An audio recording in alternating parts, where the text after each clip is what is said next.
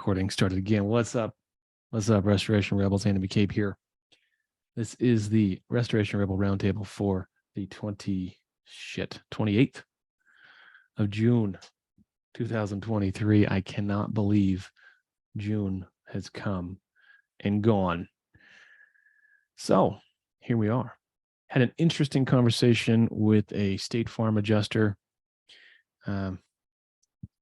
Obviously, he knows of me. He's seen some of my content. He said, well, this meeting better not end up on YouTube. And I said, no, it's not. This meeting will not end up, the recording of this meeting will not end up on YouTube. But doesn't mean I can't talk about it. I'm not going to mention the adjuster by name, not going to mention the insured. But yeah, I'm going to give a little commentary on that meeting. But before we do that, let's do. Here we go. To be a part of the Rebel community, you need to agree to these four things. Agreement number one, I will protect the value of my services. Offering free services only serves to erode the value of similar services industry-wide. Agreement number two, I will practice incredible transparency. I will explain the claim process to my client, will not hide pricing details or falsify reports. I will never communicate with an adjuster without also communicating with my client. This played big into the conversation I had today with the insured and their adjuster. Agreement number three, I do not believe in competition. The restoration companies in my market are part of my community. I will be an active member of that community. It is our unbreakable unity that creates the change that we strive for.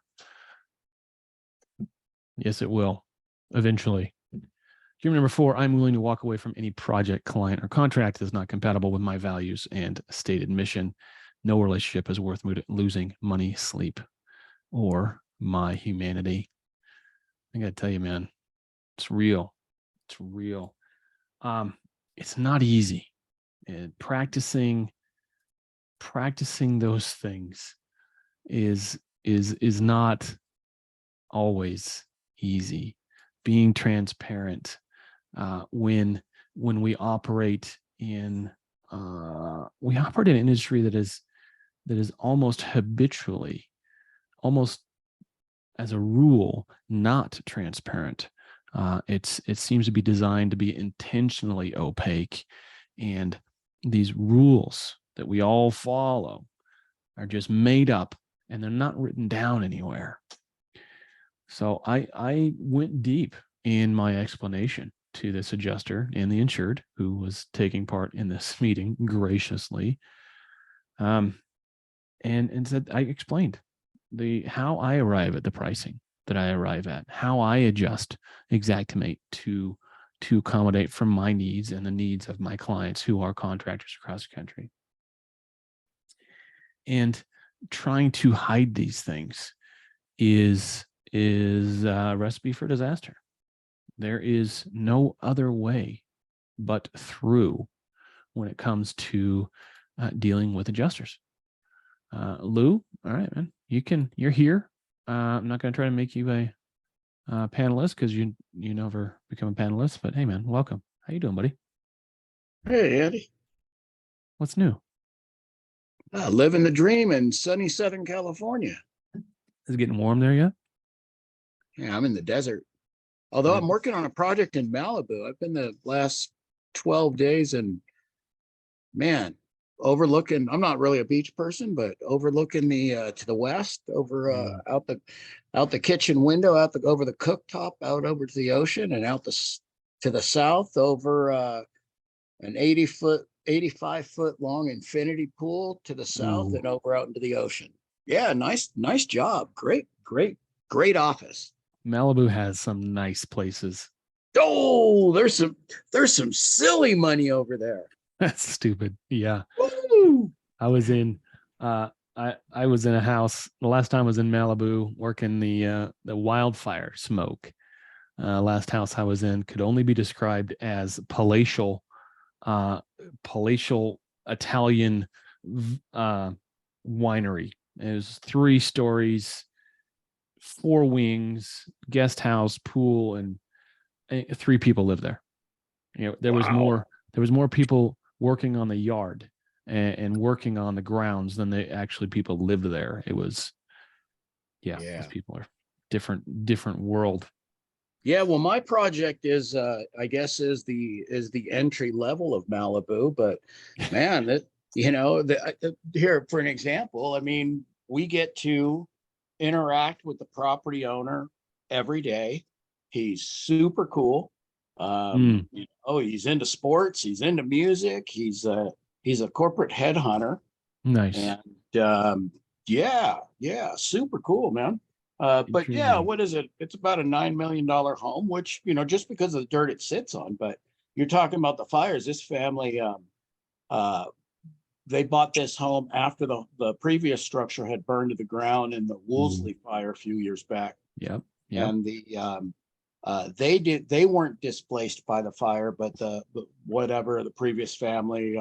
So a builder comes through and builds this place, and this family buys it, moves in, and about 13, 14 months later, we have these generational storms that just came through this last winter. And well, lo and behold, a whole bunch of construction defects. And these folks have been in not 14 months. They've been living in their home, had to move out, and we've Mm, got this thing 65% of it torn apart. Um, Builder from construction defects. So brutal. yeah, Construction defects. So that's not going to be insured except for liability insurance. yeah, that's their he's got but they've got attorneys going back and forth. Attorney for Oh, the yeah. for the property owner, attorney for the builder.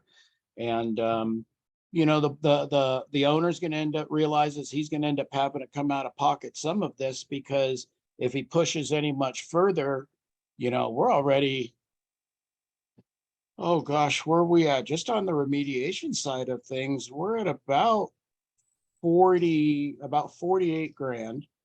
Mm, And that's, of course, that's no build back. yeah. Yeah. Yes, we were able to save, their cabinets and their, exotic stone countertop. I Sounds like kind it's of going to be went, about 100 grand to put back at least. well, there you go. So, Yeah. yeah, it's been interesting, but fun. I mean, there's a So let story me, behind it.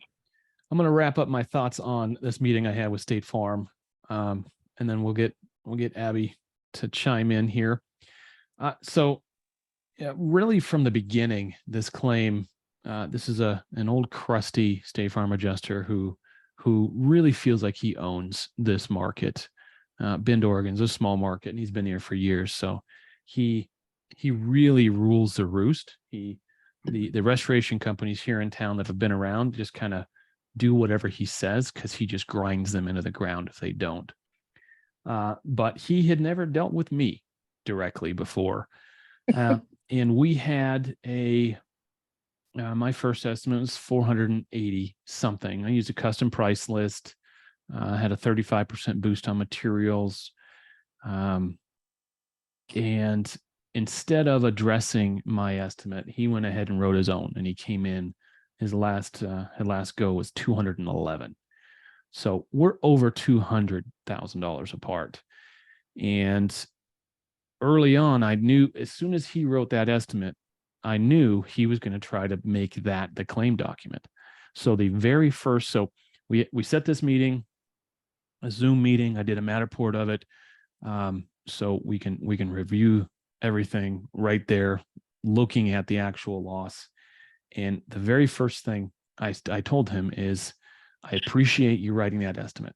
I appreciate you making a prompt payment based on the estimate that you wrote. But that document has no bearing on this claim, and that I am not going to address that document moving forward. You are not a contractor. You are not the claimant. You're an adjuster. And thank you, but we're not going to talk about this estimate anymore. And he hemmed and hawed a little bit, but the fact that the meeting was being recorded, the fact that the insured is very, he's a college educated economist who works at the state of Oregon. He's not a pushover. He understands numbers. And by the end of this meeting, and the meeting took, I don't know, two hours today. Finally got the adjuster to say, okay, send me your estimate. I'll look at it. We'll see what we can do about, these things. So there's all kinds of things. He's trying to replace half a roof. He's trying to paint one face of a house. He's, just regular old normal stuff. But the big win, the big takeaway for me was we got him recorded saying, we're going to use your estimate, which is gigantic. But it's so hard to do that. We have to, as restorers, we have to be patient and unemotional, which is so hard for me. Everything I do, I take personally. You cross the street in front of me, I'm like, why the fuck did you do that to me? I mean, I get weird sometimes, but our ability to stay calm and focused and not get drawn off into tangential items and distracted and stay on point is, I think, at the end of the day, how we're going to win. I won this particular battle. We haven't won the war yet, but I've got extreme confidence that we're going to do much better than $211,000 on this thing. But it came down to the what I preach. I'm 100% transparent. I went in a 15-minute explanation of why I use the markup that I use on this price list.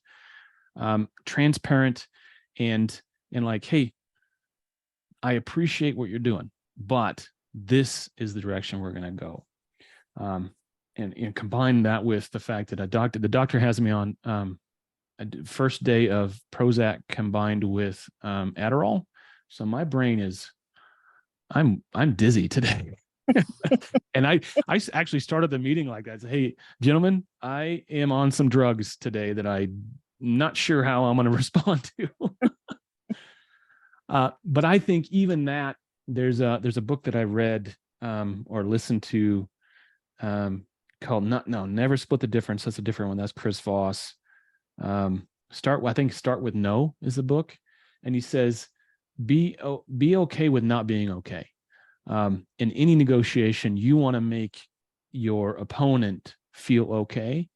And a lot of times how you do that is you become self-deprecating and you want to be the one that's less okay than they are. So I allowed this guy to sit on his high horse. I allowed him to be the pompous person that he tends to come across as. And he even sent some zingers over, about, just dumb shit about me being a PA and my fees got to come from somewhere. And I let it all go. I let him, be the big man. And I was just, hey, I think the book, who's that detective, the old detective, that always comes back. Oh, and another thing. What's that guy's name? Oh, Columbo. He calls it the Columbo effect. And in Columbo was like clumsy, right? Didn't really come off as, he's always disheveled, but that was part of the idea. He was okay being not okay, making the other person feel like they were superior. And that's how we won these things. So anyway, I've got supreme confidence in this now. And my number is not going to be 485. My number on this thing is probably going to be 350 or 375. And if we get him from 211 to 325, I think we put this sucker. We put it to bed. So Abby, how you been? I've been good. I've been dealing with the same shit from State Farm. I've recently been getting it from USAA. I think it is literally the fact that they are outsourcing adjusters. I think it's huge. And, the biggest thing that I've had, and we see it a lot, we're a small mitigation company that's just starting out, so we don't have the $400,000 claims like you're talking about yet. Sure. But our little claims, we're still getting these kickbacks on, like $9,000-$10,000 claims, we're still getting the kickbacks on. And these companies like State Farm just let go. Well, actually the on-site, like the adjuster that actually worked for State Farm that used to come out to our jobs all the time. I had a really good rapport with him. I didn't have any problems with him at all. And if he was out on a job, we never had any issues because him and I could always come to an agreement and we were Yeah, good. you had rapport and you had Right. mutual respect and you had trust. There was Right. inherent trust there for sure. But he's retired now Ugh. and he quit working for them. And he left. So now State Farm and USAA is really bad about this in our area too. Sorry, that was my dog. They do not send out any adjusters on site at all anymore. So these desk adjusters come at me with all this stuff that they want to take off of my bill. And I come to back right. to them. Can't really hear it. I'm sorry. My That's dog's right. I can't barking really hear it. They come back at me wanting me to take all this stuff off, and I tell them, I'm like, look, I tell the homeowner, I say, I am not negotiating with somebody who's never been on site at your home. Mm-hmm. They've never set eyes on it. They're writing their own estimate based off of an estimate that I wrote that now they're trying to make official because it's their own document for payment. Mm-hmm. Not right. I'm not negotiating with them, but I will address their concerns for you. And I send it to the homeowner. And then I also CC the insurance company on it so that they can see it as well. But that seems to be working out a lot better for me because not only does the homeowner get pissed off and go after them for it, it's like, why are you saying, why are you doing this? They've completely justified everything, but your facts and the reasoning behind what you do is going to win 1,000 times over anybody. And be consistent and just always consistent. Yeah. And when it's like, well, why'd you do that? Well, as I told your predecessor, this is why I did that. This is our charge. This is our fee. I wrote down, I used this, a variation of this paragraph or this sentence 3 or 4 times over the last couple of weeks. You lack the requisite experience, training, and authority to develop a valid reconstruction cost estimate. Yep. And you can replace that with you lack the requisite experience, training, and standing to develop a valid repair or mitigation estimate. Yeah. Not to mention that mitigation is not performed on an estimate basis. It's performed as needed. And trying to throw an estimate at something that's already been done is a moot point. Yeah. Especially when you've never been on site. Yeah. Yep. You've never been on site. You've never seen it. So it's like a lose battle for them, basically. And I had one where they were fighting it to the nth degree. I even sat down and created a document, compared my estimate to the estimate that the adjuster had wrote up and listed all the discrepancies and why we did what we did, where pictures were on our invoice that they didn't see, and they still refused. And so I finally called, it was USAA. I finally called them and I'm like, look, I'm calling to try and get this worked out because this homeowner is ready to call the Department of Insurance on you. And I knew it was unfair claims practice because I know USA, I had thousands of claims that USAA had paid this stuff out on before. Yeah. And so they're like, okay. So then they finally got me a manager. She emailed me. And so I sent it back to her, and I only had her on email because I didn't want to disclose other people's information. But I'm like, look, these are the same type of losses that we've had with you all before. And this has been paid. Look up these claim numbers. I paid in full. Good for you. And you're standing your ground, consistent, standing your ground, not hiding anything, right? It's we're an open book. You got a question, we'll answer it if we can. Yep. But what we're not going to do is give credence to your bogus opinion on what this should have cost or what we should have done. Yep. I'm working a claim right now. It happened in December. And I had a meeting with an adjuster yesterday on site. He was an IA. He was the first adjuster that Safeco had sent out since the loss happened December 12th last year. And this poor guy, I mean, he was walking in, the homeowner was just firing, just hammering this guy. He was unloading on this guy. And this guy's like, whoa. This guy doesn't know anything, right? They don't tell him. They just send him an address and a claim number and say, go. And even this guy was, Joe Spears. Joe Spears must be sitting in a airport somewhere. Let's see if he's probably going to join in an airport. Here we go.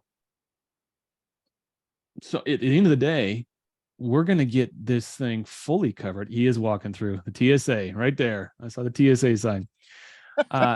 He's going to be, this adjuster actually is going to do the right thing. He's going to write a full scope. And I think we're going to be able to work with this guy, but Safeco is putting him at such a disadvantage. They're putting themselves at such a disadvantage by essentially refusing to inspect this property for 7 months. 7 months. And they're just asking to be sued. But that's not where we start, right? We don't go, we're going to fucking sue you. No, we just say, this is a claim. And we present the claim as the best we can with as much information, as much transparency as we can. What's up, Mr. Spears? I think you might be muted. No, you're not. There you are. What's up? Our flight's been delayed like an hour and a half. It was supposed to leave at 7:50 and it's going to board at 9:30. So, or leave at 9:30. What are you doing in Florida? I'm taking my kids to Disney World. Oh, well, good for you. Oh, that's right. You got a vacation coming up. Yeah, first one in 15 years. How long are you going to be down there? 4 days. I can't take that much time off work. Yeah, I know how that goes. We were in Idaho over the weekend doing some downhill mountain biking. And, I took off Thursday and Friday and it felt like forever because I got back yesterday, Monday. What the fuck? What is it? Wednesday already?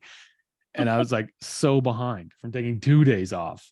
So don't say that. Like, I don't want to think about how far behind I'll be. Like, I want to imagine. I wouldn't. It'll ruin your vacation. Don't think about it. Don't check your email. Well, that's good, man. It's good you joined us. I figured it'd just be the three of us and Lou waiting in the wings.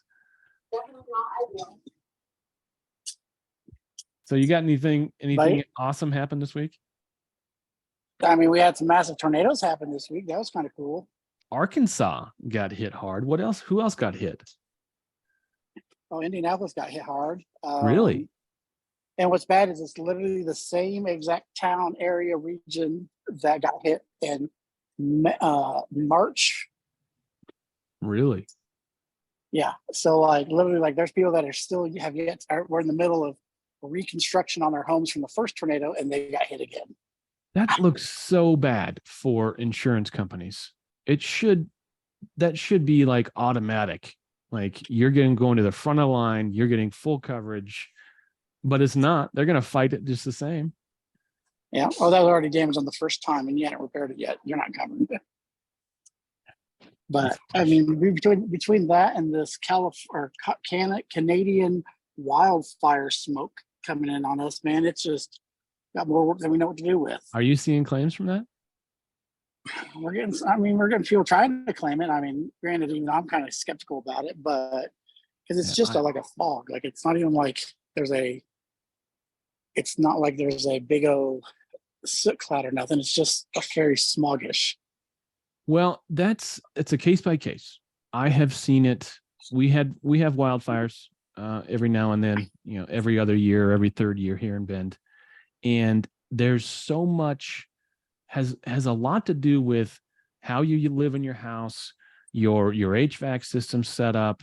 Does your house breathe? Do you have what I saw was there was more damage in the newer houses with newer HVAC systems that had this supplied air. What's not called supplied air? It's makeup air. I think it's makeup air.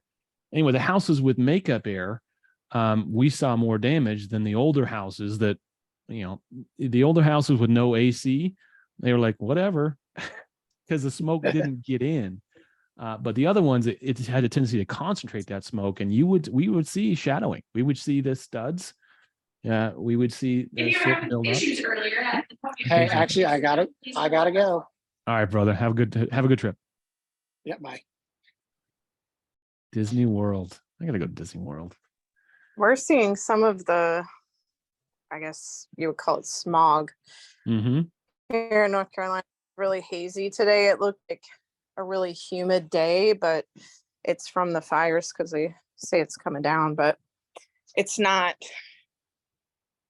I mean, it reduces the air quality, but it's not enough to do real damage. Yeah. And that's the case. It's a case by case. Upstate New York, it's probably very valid that you have some actual smoke damage in some of those houses and businesses. Yeah. Because it was concentrated enough and had enough dwell time. I've handled several claims from just strict smoke from wildfires. Mhm. And one of them, this fire came right up to the front steps, and then it didn't get the house, but that entire house had to be cleaned and sealed and painted. Mhm. Everything in that house needed to be, I mean, it was like the fire was in the house, but it wasn't. Mhm. So it's case by case. Yep. So you're in North Carolina. What part? Jacksonville, North Carolina. Jacksonville's inland. How far inland is Jacksonville? So Jacksonville is about 35 to 40 minutes from the coast. Oh, okay. Just right there. Yeah. It's not far. We're like an hour northwest of Wilmington. Okay. I know Wilmington. I know Wilmington well. So Camp Lejeune, which is where all the military personnel goes, that's where we're at. Camp Lejeune is one of the major bases for the Osprey, correct? Yes. Mm-hmm.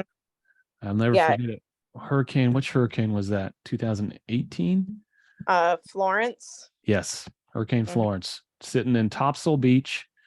And then there's like a whole fleet of Ospreys fly by, and I was like, this is the coolest thing ever. They actually do practice runs right over my house. I'm in their flight path because we have an air base here too. So like the flight path runs right over my house, and the Ospreys are flying all the time. Same thing with the Black Hawk helicopters. Mm-hmm. So they fly so low sometimes it like rattles the windows and everything. In fact, when you sell a home here, you have to disclose that there could be like foundational or structural issues because of the practice bombing that goes on, and also the airplanes and military planes that fly over because of the shift that it makes when they fire those off. Because I mean, our office is literally a highway's distance from Camp Lejeune, and so we hear them firing off bombs and everything all the time, and the whole everything's like yeah. Oh, that is Great. so cool. Mm-hmm. That is so cool. We call it the sounds of freedom. Yes, very much so. Very much so. The sounds of freedom. Yeah. Well, no one else is joining. I'm going to take the opportunity to brag on my boy a little bit. He took 13th place in his age group. I'm going to pull up. What do I do here? It was his first downhill race ever. And he evidently he fell down. He took a spill early on. I didn't see it. But it put him way behind the pace. So he was 23 minutes off pace from the leader, but still 13th in his age group in his first race ever. That was amazing. I'm going to show this picture here. There we go. So that's him being a little badass. Oh, cool. And that's me. I got 28th out of 34 in the old man group. So, but it was so fun up in out of McCall, Idaho. We were at a place called Tamarack, and I mean, it's just flying. Just so fun watching this kid. He is why I do what I do. Just amazing.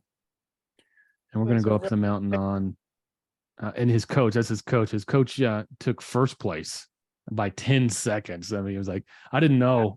The first time I ever met his coach, and he had two coaches there from his team he rides for. And the coach just goes out, a very low key guy, but I hear his name, and then I hear the announcer and I hear his time. I'm like, holy shit, this guy was flying.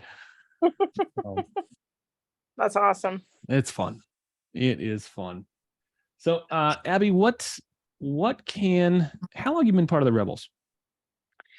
I have been part of the Rebels for, I want to say I'm coming on a year, maybe a Okay. little less.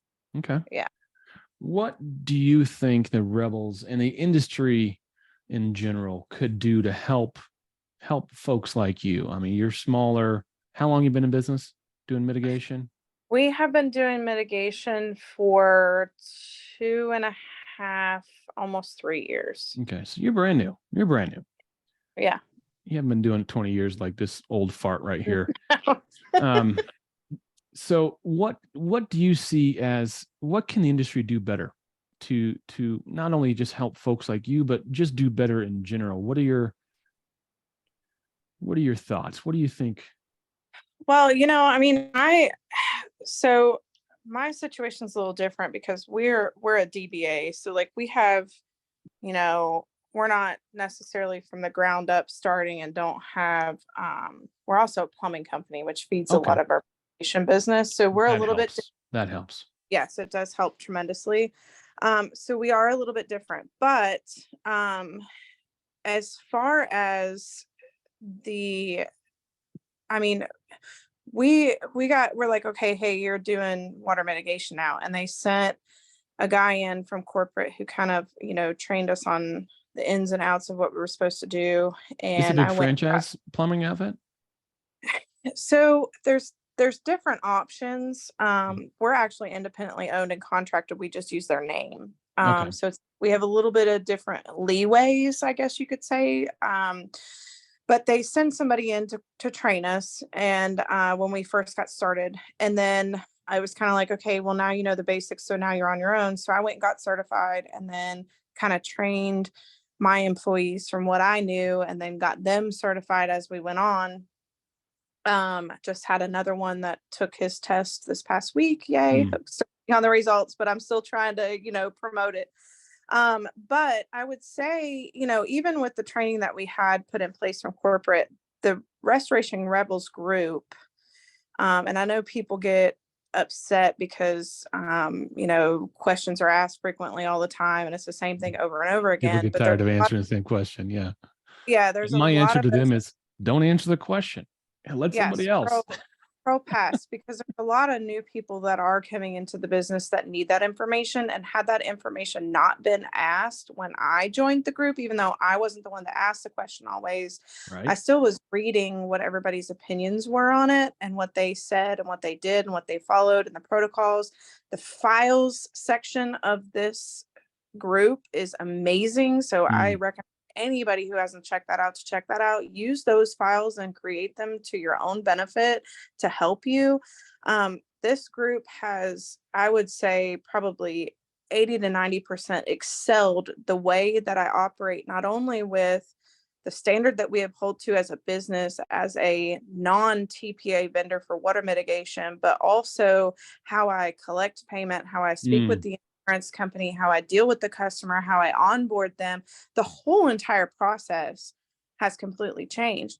Our invoicing, getting a rate sheet, getting the customer to know, hey, this is what it could be, and giving them a range just to go off it's of. Like, almost scary how little preparation we're given from franchises or corporate training or whatever else, or industry at large, how little training, how little, there's a lot that goes into this, and they're like, oh, just take your WRT and go. Yeah. It's so much more than just buying the equipment, than the advertising, than the leads, when you sit back and people that are in the group that work for restoration companies, they're not going to think this, but like us as business owners, when you go out and you're not a TPA vendor, meaning you don't work for the insurance company, and you go out and do a mitigation job, guess what? That liability is all on you. And that 100% changes the game for everybody, who's an owner, who's in business to do this business. And so learning the ins and outs of how to do the job, do the standard to the fullest extent, provide, I always tell anybody who comes in and I'm training them, we offer a white glove service to Mhm. our customers. We are not a TPA vendor. We don't do shortcuts. We don't cut corners. We don't do this. We don't do that, because you know what? If we didn't vacuum a little corner out on a Cat 3 loss, guess who that's coming back on? It's coming back on me. That's right. And so we offer the white glove service. We go above and beyond. We wipe everything down. We do this, we do that. And that's just who we are. The homeowner doesn't have to pick us to do mitigation, but they are. And this is what they're Mhm. going to get. That's right. So, having the background from our corporate, but then also, what I've learned through this Rebels group is just, and I'm not super active on the group. I have been more recently as I've become more experienced, quoted and said things and things like that. But like, just watch and listen and learn. Mhm.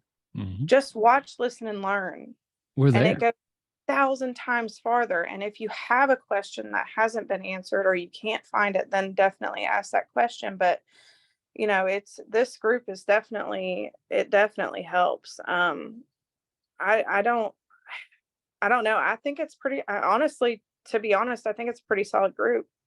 I I think think there's a we've got lot to. of good information. I think the fight for what, like the Rebels part of it and going against what the insurance carrier necessarily wants is 1,000% true, but you have to do the work to back it up. You can't Mhm. just, You can't say just that you say did it. this.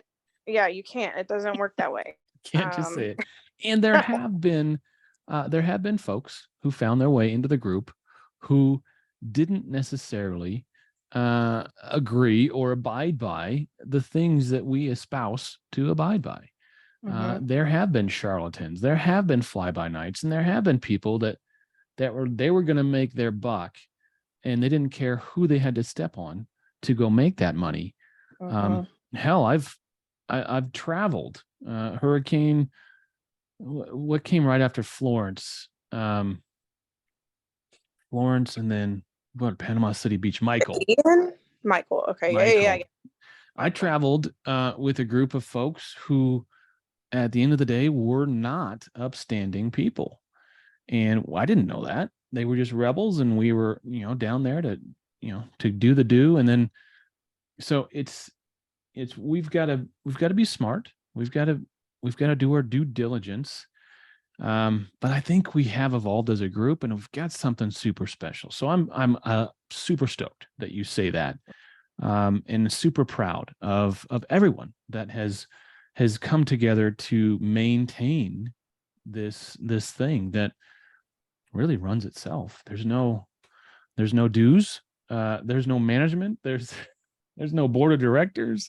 We Yeah. don't vote on shit. But somehow the value is still there. And yeah, I like that. That's cool. Well, and I think there's definitely a difference between the person who's out there to make a buck and become rich and famous, and there's a difference between that person and a person who is passionate about what they do. Mm, And I feel like a lot of the rebels in this group are very passionate about what they do and the service that they provide and the customers that they help. for sure. And I feel like this group is catered to the people who are passionate about what they do. And so if you're not, then you're not in the right group. This ain't gonna be it for you. You ain't gonna get the get rich quick scheme. You're putting your heart into it. You're putting your soul into it. You're doing right by the customer. And I think that's what's different about this group versus other ones. That's awesome. That's awesome. Are you a member of the RIA? I am not yet. I Okay. have looked into it, but I am not yet. I would like to be. I'm thinking about running for a board seat next year. You should. You Uh, should. I've got to find the time to do the travel, but they're doing Mhm. more and more via Zoom. But I'd like the opportunity to take the good parts of what we've created here into the greater industry at large via the RIA, and I think there may be an opportunity to just do that, because they're just not known. The RIA is not what they need to be. They need to be out front, and they need to be leading this industry. And I think for the longest time they've just been sitting back and saying, "Well, we're the only game in town, so we're the association for the industry." But there's a responsibility that comes with that. Mhm. that I don't think, and not to disparage the RIA or any of the current board members. Don't get me wrong, people. I just think that there needs to be more. They need to be more vocal and more visible. And that was my comments. And when I was in, shoot, where were we? Where was the last event? Shit. Orlando. That's right.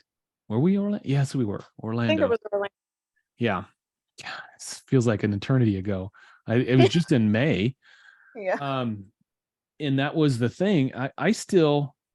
We write estimates for contractors across the country. People find me via YouTube, blah, blah, blah. They find me through the group, whatever.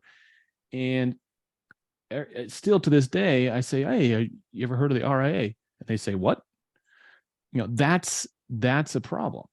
If you want to be the leading industry or lead association in this industry, having restorers who've done work in this industry not know who you are is a problem. So, but that being said, there's a ton. I use the. Have you seen the? I think some people have shared it in the group. The position statements from the RIA is pure gold. What Ed Cross is doing with the AGA, the governmental affairs, I always forget the first word, AGA. They're doing great stuff. And the fact that we are on the precipice of actually being able to put lobbyists to work for us in our industry is gigantic, provided that we can get enough members. So I'm always going to be pushing RIA, become a member, because with, I think it was 2,200 members. No, it was less than that. It was less than 2,000 members. It's not a representative association of the population of restoration nationally. Right. It's just not enough people. And you can't, with 2,000 people paying dues of $300 a year or whatever, there's not a lot of money to work with there. So I'd like to double and triple. I'd like to double the membership in the RIA every year for the next 5 years. And I think that would be profound. And I don't think I can do that without being on the board. So. Right. Yeah. No, I've definitely seen it. I haven't looked into it a whole lot, but I plan on it. And possibly becoming a member because you guys are small. So your dues are going to be negligible. And there's discounts. I think Actionable Insights gives a discount to their profile. There's software discounts. There's all kinds of stuff that, the savings is going to eclipse your dues pretty quickly. Right. Yeah. $300 for the first year's membership. That's nothing. Yeah. And that's nothing. I mean, it literally in the grand scheme of things, to me, if it's going to provide the knowledge and the education and the resources that you need, it's priceless at that point. Yeah. Just what Ed Cross gives you is worth that $300. Oh, yeah. It's worth 5 times that. Yeah. And I actually went ahead and bought his contract package and his AOB. Yeah. That AOB is worth its weight in gold. Yeah. So the State Farm guy I was talking to today, he said, well, you're the only one that changes pricing. Everyone else that I work with accepts this pricing. And that's a problem, right? Because until we get critical mass, until we can break through the noise and the bullshit factor of the status quo, we need, we can't break the norm without membership. We've got to get above that. But can you imagine if I was able to say, well, here's 5 restorers in this market that don't use the standard pricing. And I was able to name them. Boom, boom, boom, boom, boom. Of course, you're going to get also the naysayers that say, well, that's price fixing and we don't want to get caught up in that, and whatever. Whatever. I will have that I'll gladly have that conversation. I'm not trying to tell you what to charge. I'm just telling you that the off-the-shelf pricing with Xactimate is not enough. And that's not price fixing. That's just calling a spade a spade. Right. So, Yep. all right, I'm going to get out of here. We're going to go. It's a little early, but yeah, I've got things to do. And What time did you start tonight? I start a little before 5:30. Gotcha. We usually do 5:30 to 6:30, but I've got, It's 8:30 over here on the East Coast. yeah, it is. It's late for you guys. Late for you guys. It's like mid-afternoon out here in sunny California. Yeah. Yeah, I got You're three living in the boys. past. I got 3 boys on summer break that want to rebuild a skate ramp, so I got to get home and do that. Nice. Yeah. Um, So, all right. Well, thanks, Lou. Good to hear from you, man. Have fun in Malibu. Abby, good to see you. Yep. Good to see Every- you. Thanks for and your all- time, everybody. Yeah, Yeah, all y'all absolutely. in Sean, thanks for saying hi in the group, even though you weren't here. But yeah, we'll see you guys next week. All right. Good deal. Bye. Be Make good. lots of money. Yeah.